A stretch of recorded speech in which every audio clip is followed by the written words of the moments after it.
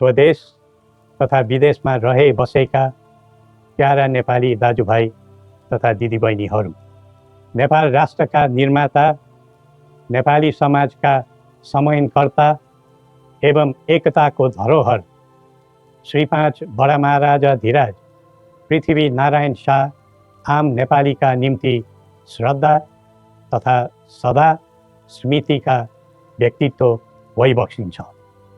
मौसुफको 304औं जन्म जयन्ती तथा राष्ट्रिय एकता दिवसका उपलक्ष्यमा हामी उहाँलाई नमन गर्दै श्रद्धा सुमन अर्पण गर्दछौँ। जस्तोसुकै शक्तिसँग पनि सङ्घर्ष गरेर राष्ट्र एकीकरणमा सबै जात, सबै धर्म र सबै क्षेत्रका नेपालीको सक्रिय, सबल र सफल नेतृत्व गरेको शाहवंशीय राज संस्थाको इतिहास सबैका सामु छर्लङ्ग छ। नेपाली जनताको खुसी र समृद्धिलाई नै आफ्नो रुचि ठान्ने शाहवंशीय परम्परा रहँदै आएको छ। बडा महाराज धीराजको मार्ग निर्देशनको परिधिमा रही हामीले नेपाली जनको एकता र वृद्धिमा जोड दिँदै आएका थियौँ र छौँ।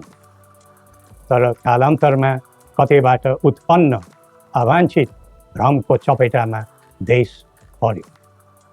झन्डै 2 दशक अघि शान्ति ल्याउँछौँ र आर्थिक प्रगतितर्फ देशलाई लैजान्छौँ र स्थायित्व दिन्छौँ भनेर सत्तामा पुगेका दलहरूको चाहना अनुसार हामीले श्रीपेच र राजदण्ड, जनताको नासो जनताकै सुरक्षित संरक्षणमा बुझाइ सहयोगी नियतका साथ राजकाजबाट बाहिरै रहेको सर्वविदितै छ।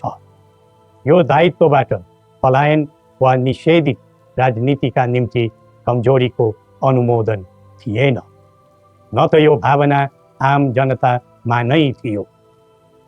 नारायण हिटी राजदरबारबाट हामी बाहिरिएको करिब 2 दशक बित्दा पनि देशले सामना गरिरहनु परेको सङ्कटले हामीलाई चिन्तित तुल्याएको छ। हिजो देश नबनेकोमा चिन्ता थियो, आज देश नै नबच्ने हो कि भन्ने निराशा पैदा भएको छ।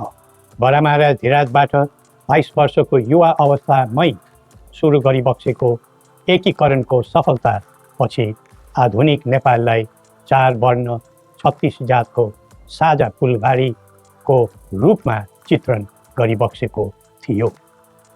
यो मुलुक राजाको मात्र होइन, जनता र राजाको समान स्वामित्वको देश हो भन्ने सन्देश पनि दिइबक्सेको थियो। भाषण अनि जादु वा चमत्कारले यो देश बनेको होइन र बन्दैन पनि। सबै जात, धर्म र क्षेत्रका नेपालीको साझा प्रतिनिधिका रूपमा काम गरेको राज संस्था जनताले सुम्पेको जिम्मेवारीबाट विमुख हुनै सक्दैन। सबै नेपालीले यो कर्तव्यबोध गरी पृथ्वी पथमा लाग्नु पर्दछ भन्ने हाम्रो धारणा र आह्वान पनि छ। नेपाली विश्वमा जहाँ रहे पनि नेपाली मूलको भन्ने नै हुन्छ। त्यसैले राष्ट्रको प्रतिष्ठासँग नेपालीको प्रतिष्ठा पनि सँगै जोडिएको हुन्छ। मुलुक स्थायी वा अस्थायी रूपले छोड्दैमा देशसँगको सम्बन्ध तोडिन सक्दैन। देशबाट जनशक्ति पलायन हुँदै जानुले देशको भविष्यबारे निराशाको सङ्केत दिइरहेको थियो। अब पुँजी र पुँजीपतिहरू तथा कर्मवीर उद्यमीहरूको समेत पलायन हुनु थालेको छ। यो क्रमलाई तत्काल निरुत्साहित र नियन्त्रण गर्न सकिएन भने मुलुक असफलताको सङ्घारमा पुग्न सक्ने सम्भावनालाई लिएर हामी आहत भएका छौँ।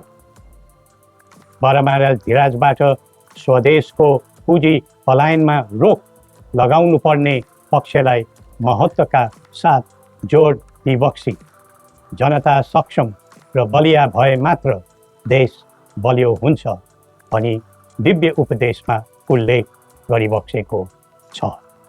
जब जब युवा पुस्ताको भावना, चाहना र आवश्यकताको सम्बोधन गरिँदैन तब तब असन्तोष पैदा हुन्छ, जसले विद्रोहको रूप पनि लिन सक्छ भन्ने सत्य नेतृत्वले हृदयङ्गम गर्नै पर्दछ। नेतृत्वले पटक पटक युवालाई प्रयोग मात्र गर्ने तर उनीहरूको आवश्यकता बुझेर काम नगर्ने प्रवृत्तिले युवामा असन्तोष जन्मेर देशमा जनधनको हानि भयो। जसरी भविष्यका कर्णधारहरूको ज्यान गयो त्यसले सबैलाई स्तब्ध बनाएको छ।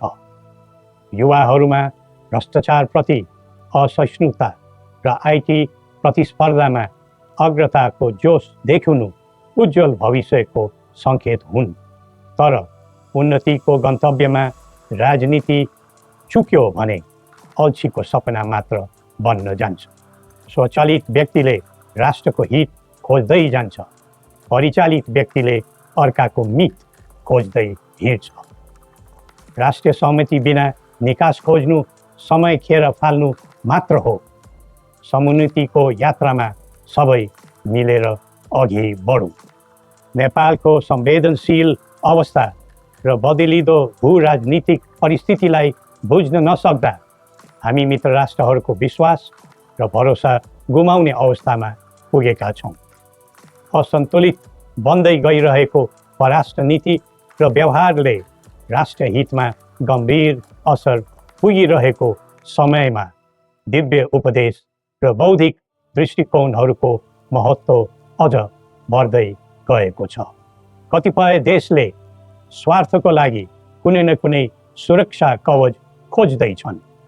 हाम्रो देशको सही छहारी शान्तिको कवच हुनै पर्दछ। नेपाल निर्माणमा मार्गदर्शी र सेनापति बडा महाराजा धीराजको विरासत र वंशका प्रतिनिधिका रूपमा मेरो भूमिका स्पष्ट रहेको छ। पृथ्वी पथले वकालत गरेको राष्ट्रिय स्वतन्त्रता, सबै तहका भ्रष्टाचारलाई दण्डनीय अपराध मान्ने र कसैप्रति घाह नराख्ने शान्ति क्षेत्र नेपाल नै हाम्रा अभिष्ट र मार्गचित्र हुन्। जनताको चाहनाबाट कझै निर्धारित हुनुपर्ने परिकल्पना पृथ्वी पथका मौलिक आकाङ्क्षा हुन्। अन्तमा जनता र राजाले एकीकरण गरेर निर्माण गरेको नेपाल राष्ट्रको समग्र हितलाई आत्मसात गर्दै सबल राष्ट्र बनाउने महान कार्यमा सबैलाई जुटाउँ र नेपाललाई फेरि उठाउँ। श्री गोरखनाथले हामी सबैलाई सद्बुद्धि दिउन्।